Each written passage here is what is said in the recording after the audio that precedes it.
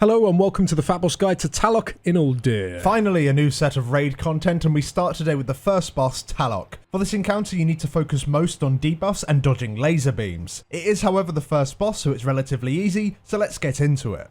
During phase 1, you want to position the boss slightly off-center within the room, and the raid should spread loosely close to the boss. Healers and DPS during this phase will be debuffed with Plasma Discharge. This debuff causes you to do a large amount of damage to nearby players and place puddles of blood underneath your feet after 3 seconds. What you want to do is assign one side of the room for players to move into as soon as the debuff is applied to them.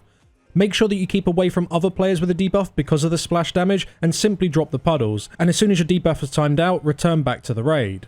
Now once the boss reaches 100% energy, he'll begin to cast Cudgel of Gore at the current tank. As soon as the cast begins, the tank must run towards the blood pools on the ground. The boss will then charge towards you at the end of the cast and clear any of the bloods around you.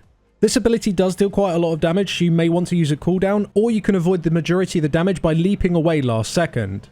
The charge also deals quite large fall-off damage to the raid. On heroic difficulty in particular, you want to make sure that the raid moves far from the boss just to reduce the amount of damage you will take.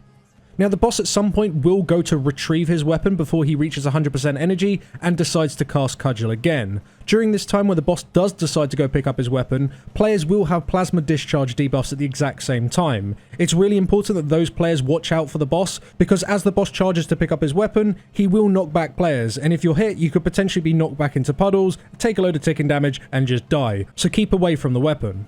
The only other ability to watch out for in this phase is his Sanguine Static cast. This is targeted at a random player, and after a short cast, lines will fire out from the boss. If you're hit by these lines, you'll take a burst of damage and get knocked back. Now it's not too vital that you actually dodge this ability, but more focus on making sure that blood pools are never behind you, that way you're never knocked into them.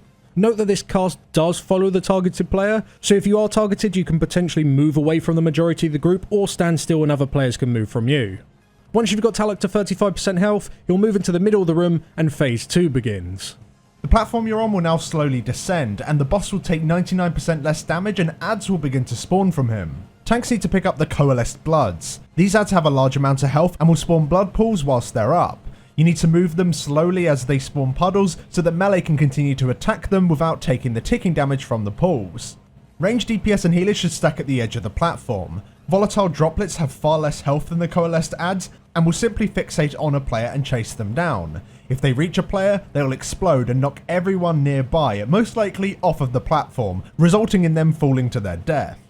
If a ranged DPS can swap to them immediately and use slows, they will die before they reach the group. Being stacked up before they spawn helps funnel them in for cleave.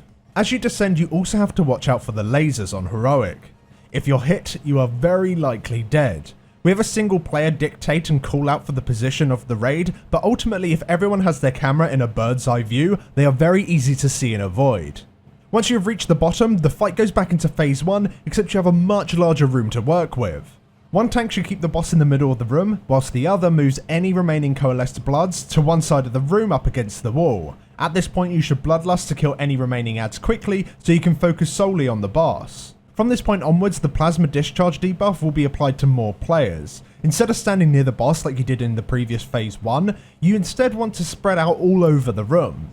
This completely stops anyone from pulsing damage onto others when they're debuffed, and as long as the blood pools are not near the raid and they're just like up against the walls, you'll be fine because the boss will simply die with the bloodlust and everything before you run out of space. Healers should also spread evenly around the room just to make sure that every player is covered. Now because you do have all this extra space in this room, tanks do not need to perfectly utilise the Cudgel of Gore to clear the puddles. We recommend just instead aiming for areas where the least amount of players will be affected by the drop-off damage from the charge, and of course will be forced to move. The last thing to mention is the volatile droplets. They will continue to spawn throughout the room. It is best just to ignore damaging them and instead have your off-tank run into them to remove them from the fight.